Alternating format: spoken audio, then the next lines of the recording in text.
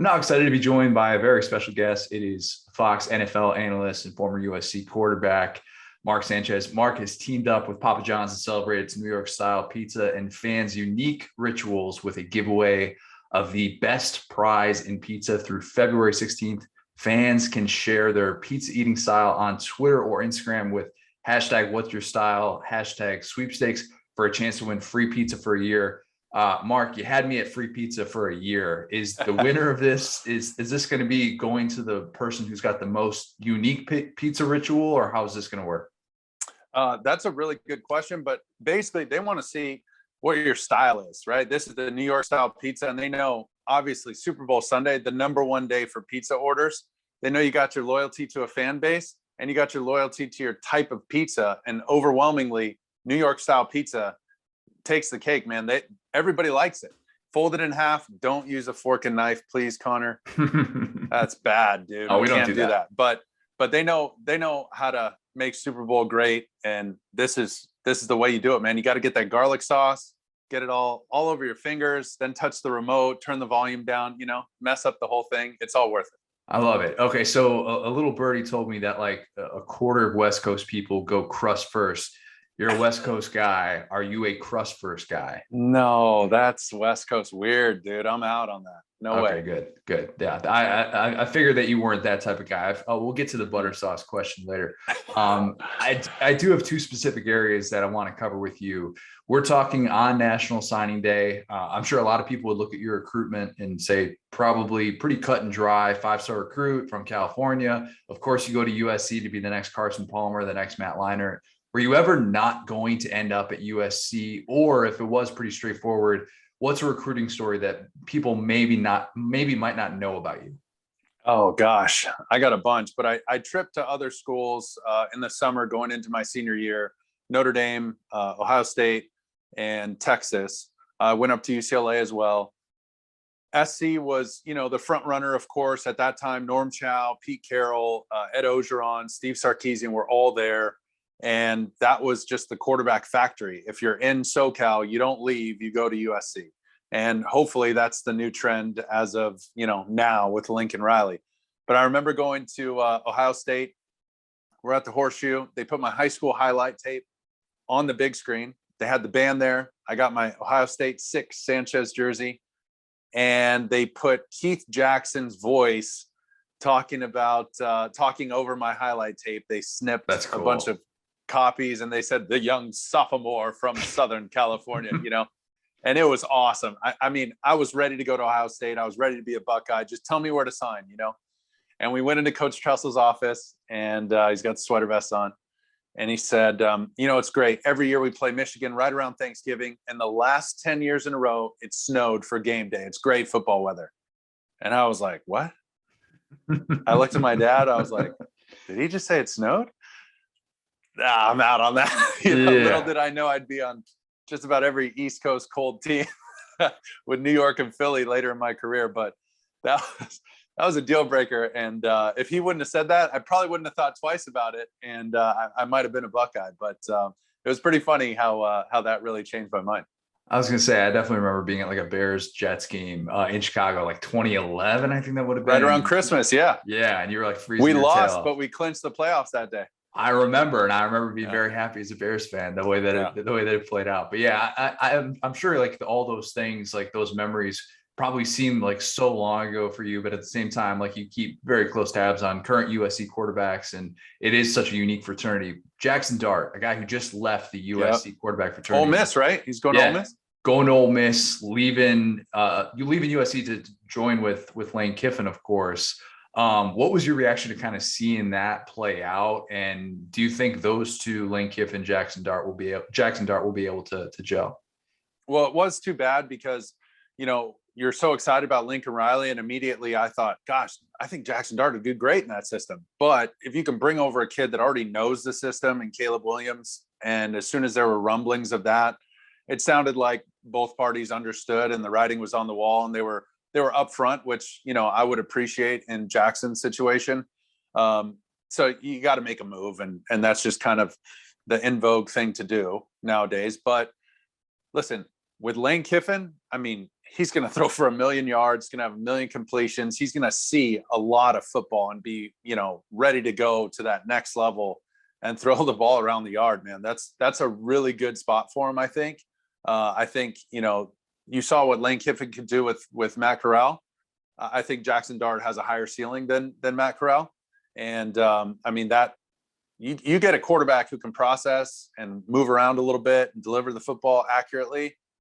Lane Kiffin's it's like playing a video game, man. He'll dial them up just like Steve Sarkisian. Those two are the best, in my opinion, two of the best coordinators in ball. And he's going to be really successful there.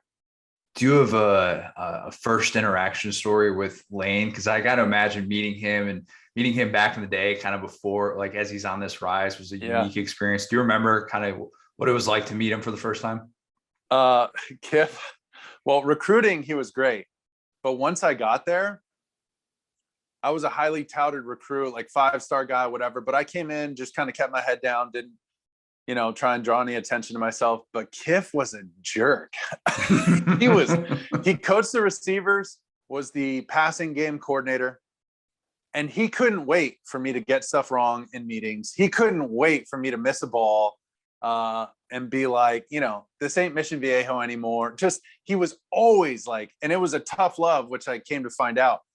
But he rode me so hard, man. I was like, this guy's a jerk. I remember telling Sark, I'm like, this guy's an asshole, man. I don't understand. What's the deal? I thought we were all in this together. I thought we're trying to win ball games. Why is he such a jerk? And I've had some tough coaches before, but man, it just feels like he's really got it out for me. And then as soon as I became the starter, everything totally flipped. And he was so loyal, so supportive.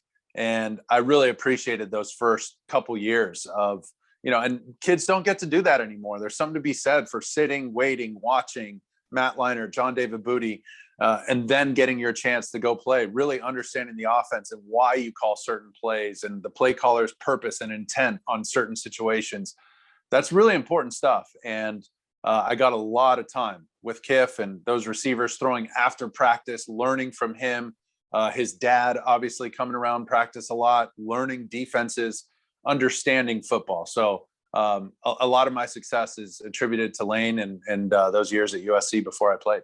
I know hindsight is 2020, but looking back, you didn't really become the guy until year 4. If the current portal rules existed back then and 21-year-old Mark Sanchez has a decision to make, would you have transferred from USC? It's hard because I remember competing with John David. I felt like we were, neck and neck. I think there were, some politics involved with that, because if you get an out-of-state kid, you never get another out-of-state quarterback if you let the in-state guy play right away. I think Coach Carroll knew that I was going to catch up to John David at some point and maybe wasn't quite there yet. A safer bet to go with John David and a veteran guy who's had some experience.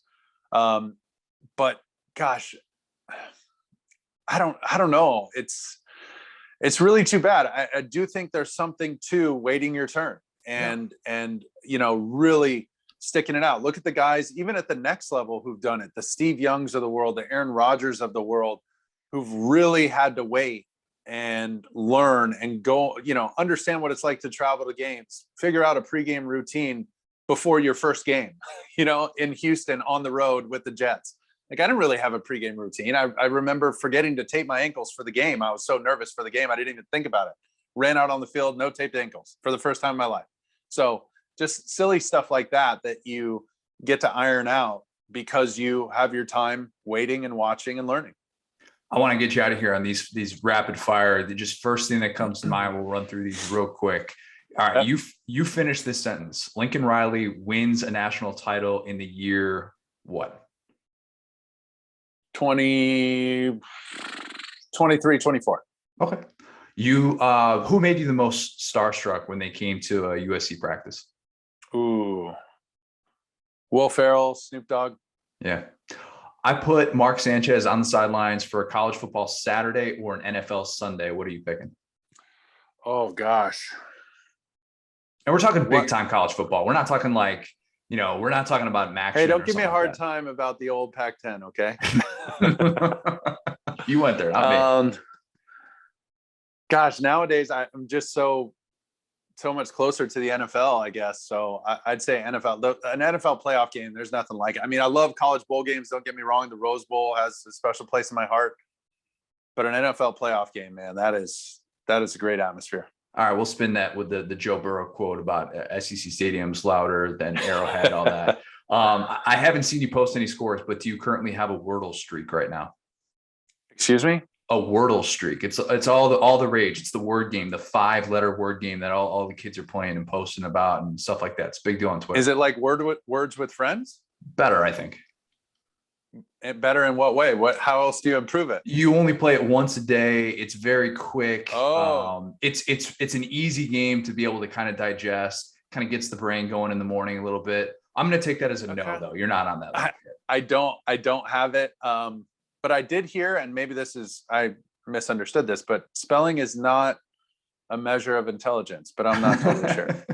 Fair enough. Last one for you. What is a respectable number of garlic dipping sauces to order per pizza? I'm asking for a friend / my wife. You got to go with at least 3, yep. Just in case, because I'm the guy who would dip and then I'm kind of watching the TV. I fold, dip, and then spill one. So you got to just chalk one up as a loss, and then you got your 2 backups. It's just like having a good quarterback room.